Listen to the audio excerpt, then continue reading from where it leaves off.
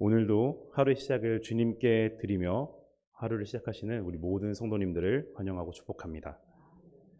어느 시골에 몹시 힘들게 생활하던 자매가 있었습니다. 어찌저찌 신앙생활을 하면서 이제 믿음으로 하루하루를 이겨가고 있었지만 너무나도 힘들었습니다. 얼마나 힘들었던지 매일 주님을 찾을 수밖에 없는 상황이었습니다. 어느 날 꿈을 꾸는데 그녀가 커다란 십자가를 질질 끌고 가고 있었습니다. 그런데 그때 그녀는 예수님을 만나게 되었습니다. 예수님, 너무 힘듭니다. 예수님께서는 목수시니까 이 십자가를 조금만 잘라주시면 안 되겠습니까? 이에 주님은 이 말을 듣고 웃으시면서 그녀의 부탁대로 십자가를 잘라 주었습니다. 그 자매는 꿈속에서 십자가 얼마나 무거웠는지 3번씩이나 자기의 십자가를 잘라달라고 예수님께 부탁드렸습니다. 십자가를 3번씩이나 자르니까 제법 편안해졌습니다. 그런데 그 십자가를 가지고 얼마나 걸어갔을까요? 앞에 요단강이 보이기 시작했습니다. 뒤에 오던 다른 사람들은 커다란 십자가를 끝까지 지고 와서는 요단강에 턱 놓더니 그 십자가를 다리 삼아서 하늘나라로 건너갔습니다. 그런데 그 자매 십자가는 이미 여러 번 잘라버렸기 때문에 손아래에 들어올 정도로 너무나도 작았습니다. 자매는 자신이 하늘나라로 갈 수 없다는 생각에 너무나도 서러운 나머지 강가에 털썩 주저앉아서 울부짖으면서 예수님을 찾았습니다. 그런데 그때 예수님께서 다시 이렇게 말씀하셨습니다. 누구든지 나를 쫓아오려거든 자기를 부인하고 자기 십자가를 지고 따를 지니라. 그리스도인의 삶 속에서 고난은 필수적이느냐라고 질문한다면 불행히도 예라고 답할 수밖에 없을 것 같습니다. 예수님조차 인간의 몸으로서 인간이 감당하기 힘든 정말 극심한 고난을 받으셨습니다. 그런데 우리 그리스도인이 뭐라고 그 고난을 피해갈 수 있겠습니까? 제가 말씀을 시작하면서 이렇게 예화를 들은 이유가 있습니다. 바로 고난을 마주했을 때 그리스도인의 자세가 어때야 되는지 보여드리기 위해서였습니다. 예화 속의 자매는요, 자신이 고난을 마주했을 때 자신이 믿는 예수님을 만났습니다. 그런데 예수님을 만남으로써 예수님을 의지하고 그 고난을 이겨내고자 한 것이 아니라 자신의 그 고난의 무게를 낮추어서 스스로 감당하고자 했습니다. 그런데 그 결과가 어떻습니까? 굉장히 허망한 결과를 가져왔습니다. 뒤에서 십자가를 지고 따라오던 다른 사람들은 결국 천국에 들어갈 수 있게 되었지만 자신은 들어갈 수 없는 결과를 가지고 오고 말았습니다. 오늘 9절 말씀을 보면 시인은 이스라엘 자손이 욕을 당하게 되는 이유가 하나님께서 그들과 함께 나아가지 아니하셨기 때문이라고 고백하고 있습니다. 이것은 아무리 능력을 가지고 있고 인간적인 그 어떤 정성과 노력을 기울일지라도 하나님께서 함께 하시지 않는 사람이라면, 그리고 하나님께서 함께 하시지 않는 노력이란 허무할 뿐임을 보여주는 것입니다. 성경 말씀을 보면 어떻습니까?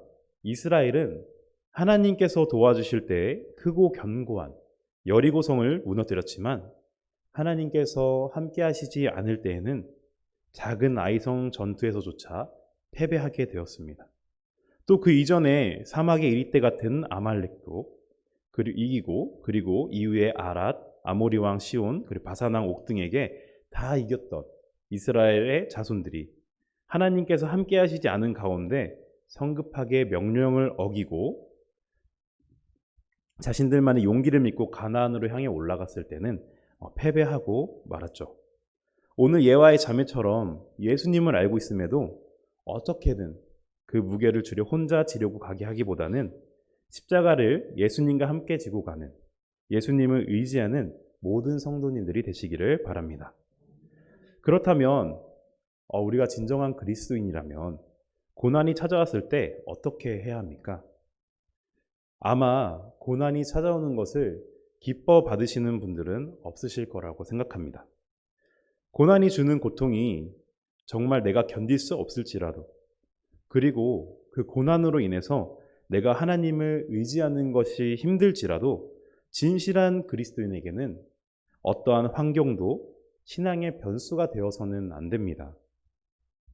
오늘 9절에서 16절 말씀을 보면 시인은 하나님의 도움을 받지 못함으로써 극심한 고난에 처해 있음을 토로하고 있습니다. 그런데 17절, 26절의 말씀을 보면 어떻습니까? 극심한 고난에 처한 상황임에도 불구하고 주님께 하루빨리 이 상황을 회복시켜 주시기를 간구하며 어떠한 환경 속에서도 신앙이 변치 않고 주님을 의지하는 모습을 보여주고 있습니다. 오늘 시편 44편이 기록될 당시에 이때 이스라엘 백성들의 신앙이 정말 대단하지 않습니까? 물론 이스라엘 민족이 항상 이렇게 훌륭한 신앙을 가지고 있었던 것은 아닙니다. 그들은 사실 하나님의 언약을 밥 먹듯이 어긴 자들이었습니다. 이스라엘 백성 때문에 하나님이 슬퍼하신 일이 한두 번입니까? 그러나 오늘 말씀이 기록될 당시 이스라엘 백성들은 좀 달랐습니다. 시편 44편을 쭉 읽어보면 자신들의 처한 상황이 하나님이 그들을 버린 것처럼 보이는 상황이었지만 그럼에도 불구하고 하나님을 버리지 않고 하나님의 말씀을 지키고자 애썼습니다. 성도 여러분, 이것이 바로 진실한 그리스도인의 모습입니다. 진실한 그리스도인이란 이처럼 환경에 따라서 우리의 신앙이 변해서는 안 됩니다. 주어진 환경이 어떠하든지 끝까지 하나님을 놓지 않고 끝까지 하나님을 신뢰하는 그런 믿음을 가져야 합니다. 사실 사람은 주어진 환경에 굉장히 민감한 존재입니다. 인간은 동물이 아니지만 이런 말이 있죠. 인간은 환경에 적응하는 동물이다. 인간에게는 환경에 자기를 맞추는 아주 탁월한 능력이 있습니다. 이것은 정말 위대한 능력입니다. 그런데 이것을 역으로 말하면 인간은 환경에 따라 변하기 쉬운 존재라는 것입니다. 반대로 생각하니까 위대하기보다는 너무 무서운 말이 아닌가요? 이 말은 인간은 좋은 환경에서는 하나님을 잘 섬기다가도 자기의 신앙으로 인해서 혹은 다른 어떠한 이유로 인해서 환경이 변하게 되면 하나님을 버릴 수도 있다는 것입니다. 그러나 좋은 환경에서든지 나쁜 환경에서든지 변함없이 하나님을 섬길 수 있어야 합니다. 내가 주어진 환경이 좋을 때는 더 많은 믿음의 열매를 맺을 수 있도록 더욱더 노력하고 환경이 좋지 못할 때는 인내하면서 믿음을 힘써 지키고 예수님을 의지할 수 있어야 합니다. 오늘 17절의 말씀처럼 고난 중에도 그 고난을 초월한 믿음을 구하셔서 고난 중에도 주의 언약을 어기지 아니하였다고 고백할 수 있는 우리 모든 성도님이 되시기를 소망합니다. 앞서 말씀드린 것처럼 이러한 진실한 그리스도인의 모습은요, 누구에게나 주어지는 것은 아닙니다. 무엇이든지 신앙뿐만이 아니라 가만히 있는 자에게는 아무것도 주어지지가 않습니다. 우리는 우리의 그 어떤 행위가 혹은 우리의 어떤 노력이 은혜를 받거나 구원을 받는다라고 말할 수는 없습니다. 그러나 진실한 그리스도인이 되기 위해서 늘 기도하고 준비되어야 합니다. 무엇을 준비해야 하냐? 첫 번째는 마음과 행실을 바로 잡아야 합니다. 18절 말씀 함께 읽도록 하겠습니다. 시작. 우리의 마음은 위축되지 아니하고 우리의 걸음도 주의 길을 떠나지 아니하였으나. 아멘. 이 말씀은 고난과 수치를 당하는 것 때문에 마음이 뒤로 물러선 것이 아니라 오히려 마음을 돌이켜서 믿음에서 떠나지 않았음을 고백하는 말씀입니다. 모든 사람이 그렇다라고 말씀을 드릴 수는 없지만 많은 사람들이 마음에 병이 들기 시작하면 끝없이 무너지기 시작합니다. 모든 것은 마음이 무너지는 데서 함께 무너지게 되어 있습니다. 그래서 기도하면서 마음을 다잡는 것은 너무나도 중요한 일입니다. 잠언 4장 23절을 보면 모든 지킬 만한 것 중에 더욱 내 마음을 지키라. 생명의 근원이 이에서 남이니라 라고 말씀하십니다. 또 잠언 16장 32절에서는 자기의 마음을 다스리는 자는 성을 빼앗는 자보다 낫다고 말씀하시는 것처럼 마음을 다잡는 것은 우리가 신앙생활하는 데 있어서 정말 중요한 부분이죠. 앞서 말씀드린 것처럼 마음이 병들기 시작하면 우리는 무너지기 시작하는 것처럼 우리가 마음에 믿음의 성전이 세워진다면 다시 치유되고 강건해지기 마련입니다. 건강한 믿음의 성전이 우리 마음 가운데 세워져야지만 우리가 고난 중에서도 예수 그리스도를 떠나지 않고 주님을 더욱더 찾고 의지할 수 있는 것입니다. 그렇기 때문에 우리는 마음을 다잡고 믿음의 성전을 세우기 위해서 계속해서 영성 훈련을 하고 그리고 경건의 훈련을 해야 합니다. 영성 훈련, 경건 훈련에는 정말 많은 것들이 있습니다. 예배도 있고요, 기도, 그리고 순종, 그리고 봉사 등 정말 많은 것들이 있죠. 그러나 그 중에 가장 중요한 것은 당연 예배라고 생각합니다. 내 마음이 주님을 향하지 않으면 예배는 드릴 수가 없습니다. 예배 자리에 나온다고 해서 그것이 예배가 드려지는 것은 아닙니다. 주님이 보시는 예배는요, 예배당의 자리가 얼마나 차 있는가, 내가 예배당에 나와 있는가, 그것이 중요한 것이 아닙니다. 예배드리는 자들의 마음 가운데 주님을 향한 마음이 얼마나 가득 차 있는가를 보십니다. 예배를 드리지만 내 마음 가운데 주님이 계시지 않으면 기도, 순종, 봉사 이런 게 다 무슨 의미가 있겠습니까? 내 마음에 주님이 계시지 않는다면 과연 누구를 위한 기도가 됩니까? 내 마음속에 주님이 없는데 내 기도를 누가 들어주십니까? 순종하고 봉사하는데 내가 누구를 위하여 순종하고 봉사합니까? 예배를 통해서 내 마음에 예수님을 영접하고 믿음의 성을 바로 세워서 마음을 다잡으시기를 바랍니다. 그래서 어떤 고난과 수치가 찾아왔을 때에도 18절의 시인처럼 마음이 뒤로 물러서지 않고 오히려 마음을 돌이켜서 믿음에서 떠나지 않았음을 당당하게 주님께 고백할 수 있는 모든 성도님들이 되시기를 바랍니다. 두 번째는 잠들어 있는 우리의 영을 깨우는 것입니다. 23절을 보면 시인은 왜 주님이 주무시고 계시는지, 왜 침묵하고 계시는지 알 수 없음을 호소하고 있습니다. 그런데 이 말씀 보면 조금 이상하지 않습니까? 분명 성경에서는 하나님께서는 주무시기는커녕 졸지도 않으신다고 증거하십니다. 그런데 과연 시편 44편의 이 저자가 이 사실을 몰랐을까요? 이것은 이스라엘 백성에게 보편적인 지식이었기 때문에 전혀 아닐 것입니다. 따라서 이 말은 하나님께서 주무시고 계신 상황을 말하는 것이 아니라 하나님께서 왜 이렇게 긴박하신 때 침묵하고 계시냐고 호소하는 것입니다. 따라서 이 말씀을 통해서 우리가 알 수 있는 것은 하나님께서 주무시고 계신 것처럼 아무것도 하지 않으시고 침묵하시자 시편의 저자가 이제 하나님을 깨우기 시작했다는 겁니다. 하나님께 기도하고 대화를 시도하고 오히려 자지 않으며 하나님을 깨우는 자로 돌변해 있다는 점입니다. 우리는 오늘 이 시편 44편을 통해서 영적으로 배워야 할 부분들이 너무나도 많습니다. 분명 신앙생활을 하고 기도하다 보면 기도에 응답이 없을 때도 있을 것이고 또 고난을 겪을 때도 있을 것이고 그리고 수치를 당할 때도 분명 있을 것입니다.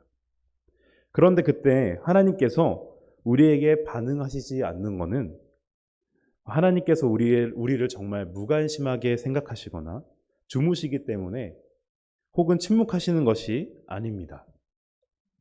분명한 목적이 있으실 텐데 그 중 하나는 그렇게 하지 않으신다면 우리가 영적으로 깨어나지 않기 때문일 것입니다. 하나님께서는 침묵이라는 것으로 우리의 영을 깨우기 위한 하나의 목적으로 사용하실 수도 있다는 것입니다. 저는 지금 부모님과 함께 거주 중에 있습니다. 가끔 다음 날 정말 중요한 일들이 있으면 그리고 일찍 일어나야 할 일들이 있으면 부모님께 부탁을 드립니다. 물론 알람을 맞춰놓지만 저 이 시간까지 일어나야 하니까 내일 꼭 이 시간에 제가 일어나지 못하면 꼭 깨워주세요 라고 부탁을 드립니다. 근데 그러고 나면 부탁을 안 드렸을 때보다 훨씬 마음이 편하고 정말 마음 편하게 잠이 드는 것 같습니다. 그런데 그렇게 부탁을 드린 날에는요, 꼭 혼자 일어날 수 있음에도 불구하고 끝까지 못 일어나고 부모님께서 늘 깨워주셔야지만 일어날 수 있었습니다. 정말 나태한 모습이죠. 그런데 혼자 있을 때는 어떻습니까? 분명 누군가 깨워줄 사람이 있었을 때는 그렇게 못 일어나더니 혼자 있을 때는 긴장을 하고 다음날 평소보다 빨리 잠자리에 들어서 그런지 정말 기가 막히게 일어납니다. 심지어 부모님이 깨워주실 때보다 오히려 더 여유롭게 일어나서 정말 여유롭게 준비하고 나가는 경우가 많은 것 같습니다. 제가 이 말씀을 드리는 이유는 하나님께서 오래 침묵하시고 방관하시는 이유가 바로 이와 같은 원리라고 봅니다. 우리는 신앙적으로 가끔 너무 나태한 삶을 살곤 합니다. 하나님께서 늘 지켜주시고 보호해 주신다는 것은 정말 틀림없는 사실이고 너무나도 은혜로운 사실입니다. 그런데 이것이 때로는 우리의 신앙을 나태하게 만듭니다. 우리의 나태해진 신앙은 사소한 것에는 기도의 필요성을 점점 잊게 만들고 신앙생활의 열심의 필요를 점점 못 느끼게 만듭니다. 바로 이러한 때 하나님께서 우리의 영을 다시금 깨워주시기 위해서 방치하시는 듯 보이게 하신다고 저는 그렇게 생각합니다. 우리가 영이 잠들어 있다는 것을 깨닫지 못하고 내 마음대로 살 때, 왜 하나님, 왜 응답을 안 하십니까? 왜 침묵하십니까? 라고 하나님께 호소할 것이 아니라 내 영을 먼저 점검해 볼 필요가 있다는 것입니다.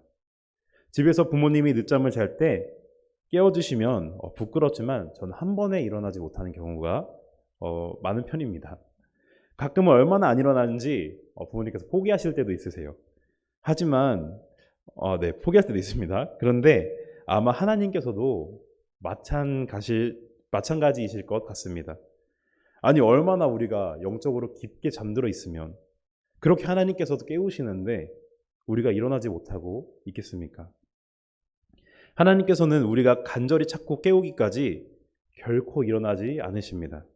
시편의 저자가 하나님을 깨우기 시작한 것처럼 하나님께서는 우리가 하나님을 찾고 부르짖을 때까지, 그리고 하나님을 깨울 때까지 결코 그 침묵을 깨트리지 않으실 것입니다.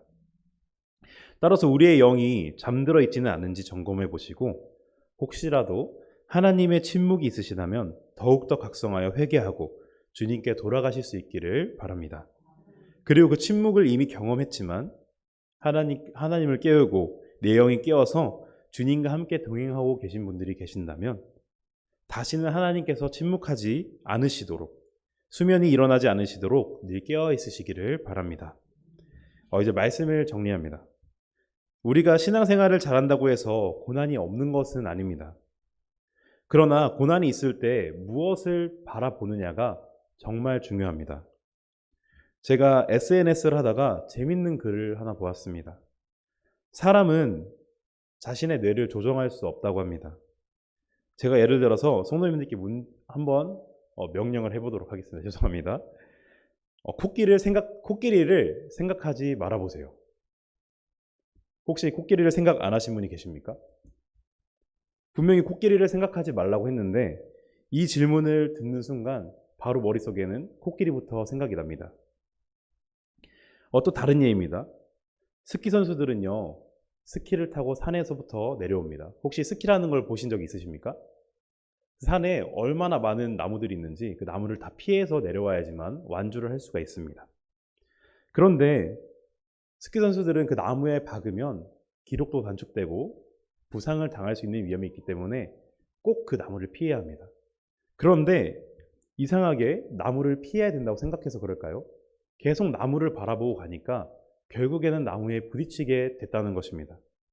그런데 어느 날부터 스키 선수들을 자세히 보니까 이 선수들이 이제 나무에 부딪히는 횟수가 점점점 줄어들고 있었던 것입니다. 그래서 어떤 것 때문에 이 사람들이 나무에 부딪히지 않았느냐 한번 물어보니까 이전에는 나무를 피하려고 나무를 바라보고 달렸지만 이제는 내가 가야 될 그 눈길만을 바라보고 갔더니 나무에 박지 않고 완주할 수 있었다는 것입니다. 저는 고난도 이와 마찬가지라고 생각합니다. 우리가 고난을 마주했을 때 이 고난의 문제만 바라보고 가면 결국에는 그 고난에 부딪히고 넘어질 수밖에 없습니다. 그렇지만 스키 선수들이 나무가 아닌 눈길을 바라보고 갔을 때에 무사히 완주할 수 있었던 것처럼 우리가 고난에 처했을 때 우리의 시선을 맞추는 것이 고난에 맞추는 것이 아니라 우리와 함께 하시는 예수 그리스도에게 우리의 시선을 맞춘다면 분명히 그 길의 끝에는 예수님께서 기다리고 계시고 그 길을 함께 예수님께서 완주해 주실 것입니다. 만수교의 모든 성도 여러분들이 오늘 이 시편의 저자를 바라보면서 어떤 환경이나 내 상황 가운데 고난 앞에 무너지지 않고 오늘 말씀처럼 잠들어 있는 우리의 영을 깨우셔서 예수님과 함께 이 고난의 길을 담대하게 이겨내시고 그리고 이제 기도하실 때에 응답을 받으시는 진정한 그리스도인이 되시기를 소망합니다. 기도하겠습니다.